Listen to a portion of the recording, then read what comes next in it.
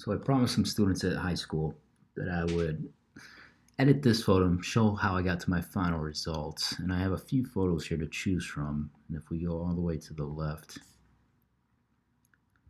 let's see. You can see I took many shots from here. Here's one short exposure. It's 1/1600th of a second. And as I move over, here's 10 seconds. You see the water gets smoothed out here with long exposure.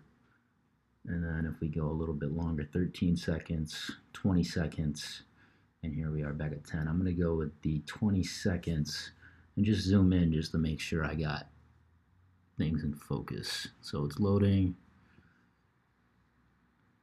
Just give it a second. So everything's in focus here. That's what's important. I can go with this image. Next, I look at the histogram up here. Make sure it's got the full range of light spectrum, and I'm going to go back to the one that I did 10 seconds. It's a little less light captured. If I go one more over, this captured the most of the light spectrum over here. So in Lightroom, from here, this is the one I've chosen. It's 20 seconds long at f/18, and I go to develop. So I'm going to create a virtual copy. I'm going to do that twice, just for comparison's sake. So create virtual copy. There's my third one. So here's number one. I'm just leaving that alone. If I go to my second one, this is number two. I'm just going to click auto here to see how it comes out. That's auto. This is what it would process automatically. This is basically what a phone camera would do as it takes a JPEG. So if I say this, this would be about what you get for a phone camera. Now if I go to my third one, I'm going to do my editing, which takes a bit longer. So first things first, drop the highlights to 0, or -100, excuse me. And you can see right away that brings the sun out a little bit more on this little lens flare. And then I'm going to bring the shadows all the way up. I get a lot more detail in the wood grain here. It still looks a little hazy. And then I'm going to hold the option button as I turn the whites up. Put it up. Now I got a little bit of washing out there. That little red in the bottom of the picture here. So this is bright white right here. That's my whitest spot, plus 45. And on the blacks, hold the option and bring it down until I get it to all blacked out. So where I have black on the screen, right in here, that's just pitch black. There's no additional color there. I'm going to bring the clarity up to around 30. See what it does. So here's 0. If I bring it all the way up, that's too much. Let's put it at 30 to start. And then I'm going to go down to our tone curve. This is number 1 for me. After bringing the highlights down and the shadows all the way up, this is where I get my fine detail. So I'm going to slowly bring the highlights up, kind of see how it looks. And you can see over in the sun, where the sun is, it's bringing up the highlights the most. And then lights, let's bring it up a little bit overall. I'm not going to touch the darks, I don't think, but for shadows, I'm going to bring that down, make the shadows of this fence a bit darker. Now if we test the darks, let's see what it does. That's just too much. I'm going to put it back at 0. I don't need to adjust the darks. All right. And then I'm going to bring up the sharpening. So if we look here, that's my little preview. I'm going to do masking, hold the option key down, and bring this up. Because I don't need to sharpen the objects in the sky. And those little circles that we're seeing, those are mistakes or spots on my filter or lens, because I use the polarizer. So I'm using my spot adjustment key here, bring the size down, and try to remove these spots.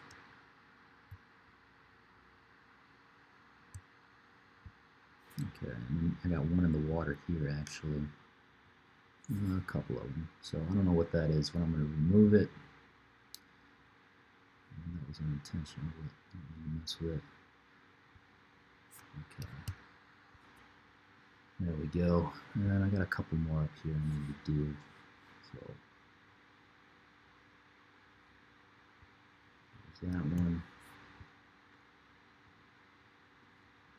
There's that one. And you can really pixel peep here and analyze every spot, but for the majority, it's usually what you can see right off the bat that matters. When you shoot in the rain, sometimes it's really hard to get every single one. But let's just take a look. We'll scroll through. I think we're covered. But the next tool I use, oh, there's one right there and one right there. I'm going to get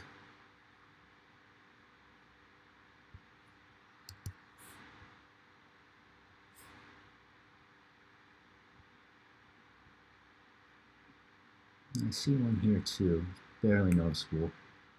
Get that one. All right. I think that about does it. Unless, nope.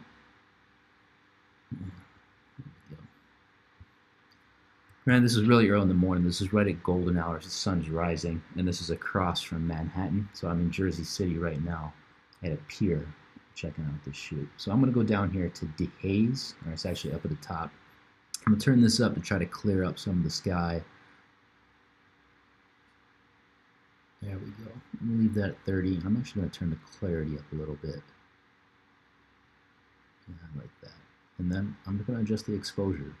Bring that up maybe 0.5. Let's do, yeah, 0.45. That works for me. And it looks like a couple more spots that I see after turning the dehaze up.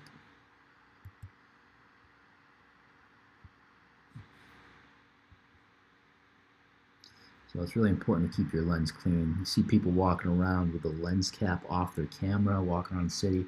It blows my mind that these people buy cameras and do that with their cameras because they're just asking for spots to get on the lens, which takes away from the quality of the photo. But if you're shooting in JPEG, you're not shooting in RAW, and you don't plan to edit them, it doesn't matter that much. But for me, I shoot in RAW everything. That way I get the most color and the most capabilities out of my camera when I'm doing photography. There's another spot here. All right. Now we go on from here. From here, I try to look at the color, the white balance. So this is how the camera shot it. It picked it out automatically. Some people are all about adjusting the color profile when they shoot. I don't do it too much unless I'm at night. So I'm going to check out auto here. I like that better. I'm going to go back to the shot for comparison. You see the temperature is 4100 plus 18. And then Adobe is actually choosing 4517, so it's not that much different. It's about 300 increase. And then let's go to daylight just to see what that does. That's a little too yellow. So I'm gonna leave it auto. I think that's a pretty good color there. Let's see, and then from here I can mess with the vibrance. You know, a lot of people do that right off the bat. I try to leave that last along with the color adjustment, just so I get the highlights and the shadow right. And so I can really turn that up to get a kind of exotic look. But let's tone it down a little bit. I want this to look, I try to make it look how I saw it in the morning. All right, there we go. All right, let's check it out. Make sure we got everything set. I can turn, if we zoom in, we got a little bit of noise here. So if I turn the luminance up under the sharpness section here, detail section, then you go to the noise reduction, turn the luminance up. Let's try 20, see what it does. Smooths it out a little bit. Go to 30, and it does not actually remove detail from this broad image. So if we check out the before and after, I'm going to turn this little checkbox off. Doesn't look like much here. When we turn it back on, get a little more crispness to our photo. So maybe you'll see the details here.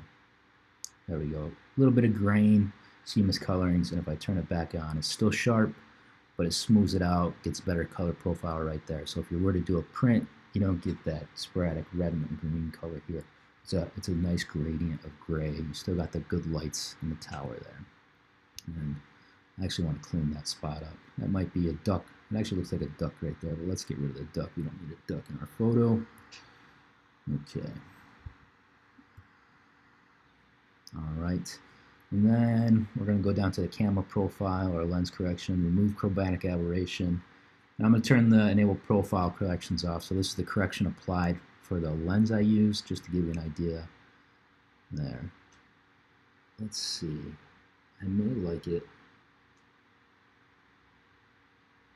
I actually like it a little bit more without it applied.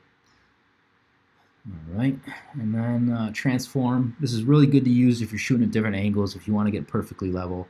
I try to shoot in 2/3, you know, the 2/3 rule, but I'm going to turn on auto just to see what it does. And I shot it pretty well here, so I didn't need any correction. Let's turn on this crop sensor. So this line here, I'd kind of like to get it right at the water break. There we go. I'm going to turn this lock off so I can keep it wide, get my full image. Some might do this to get rid of that dock, but I kind of want to keep a profile, keep this almost centered. So I'm actually going to move this. There we go. That might be ideal right there. Get rid of that. That way we use this 2/3 line. You're still kind of centered here. Let's leave it like that. I think that's the best shot right there. There you go. I like that profile. I may remove this little piece here. There we go. Let's move this up.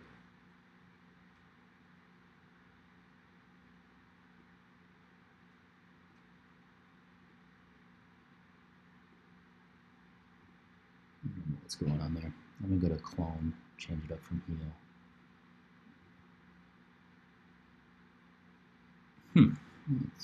There we go.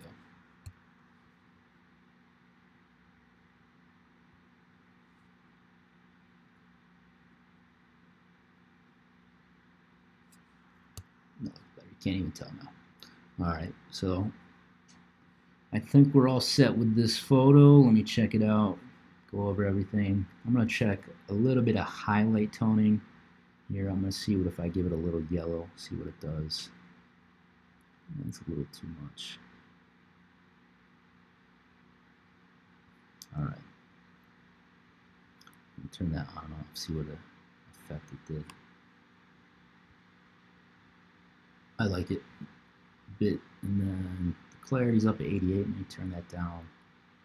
No, clarity's good. So that's what I consider edited.